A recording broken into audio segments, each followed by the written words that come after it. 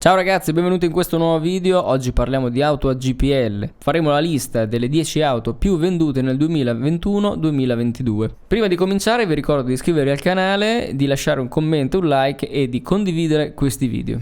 In testa alla classifica come auto più venduta nel 2021 abbiamo Dacia Sandero. La Sandero è l'auto che io stesso ho acquistato l'anno scorso e vi posso assicurare che il suo motore da 1000 cc da 100 cavalli turbo benzina GBL effettivamente ci dà la sensazione di avere un motore che è bello prestante, nonostante sia un motorino piccolo. Il prezzo parte da circa 13.000 euro, 13.200 euro. A seguire abbiamo sempre Dacia con la Dacia Duster, quindi parliamo di un'auto più grande, molto più grande effettivamente. È un SUV economico, quindi low cost, sempre con un piccolo motore, un 1000 da 100 cavalli e ovviamente la stazza è un pochino più grossa, quindi la sensazione probabilmente è quella di avere un motore un pochino più piccolo e un'auto molto grande. I prezzi partono da 13.800 euro circa, quindi comunque per un SUV è un prezzo molto accattivante. Subito dopo Dacia Duster abbiamo sempre il gruppo Renault in testa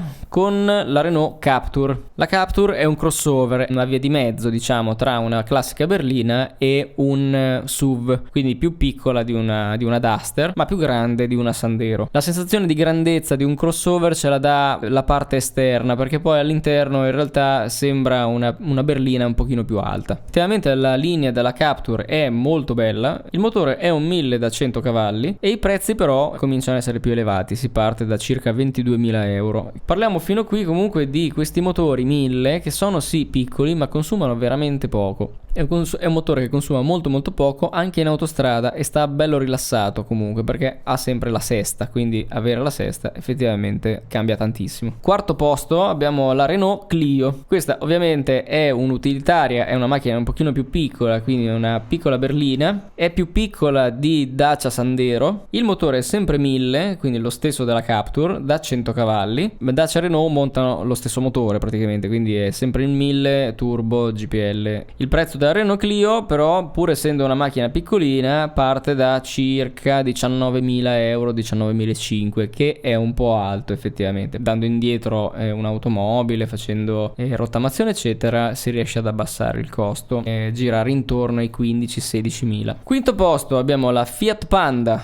La Fiat Panda è una macchina che a me non è mai piaciuta tantissimo, però effettivamente a molti piace ed è un'automobile molto utile sotto molti punti di vista. Il motore è un 1200 Fire da 69 cavalli, quindi 40 cavalli in meno rispetto a Dacia e Renault che si fanno sentire. Qui si parte da 15.000 euro circa, 15.200, 15.500, quindi mantiene un prezzo medio ma comunque superiore a Dacia Sandero. Andiamo al sesto posto, abbiamo la Hyundai i20.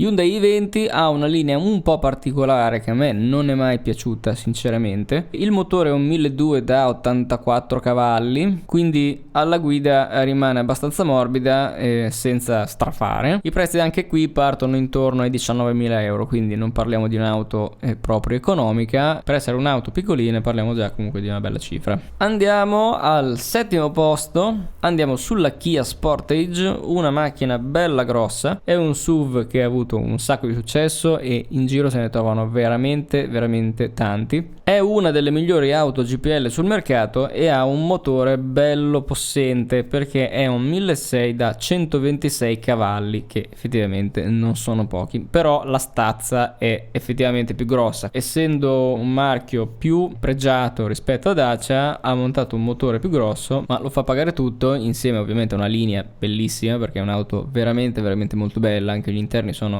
molto belli, ed è un'auto che parte da 27.500 euro, quindi un prezzo un po' più importante. Poi andiamo sulle DR. La DR 4.0 non è male come linea, il motore è un 1500 e sfiora i 150 cavalli di potenza, quindi una bella macchina, effettivamente da guidare deve essere gustosa. Parte circa da 19.000 euro, poco meno. Per il motore che ha e per il costo che ha effettivamente non è male il rapporto. Sempre della DR al nono posto abbiamo la DR Evo.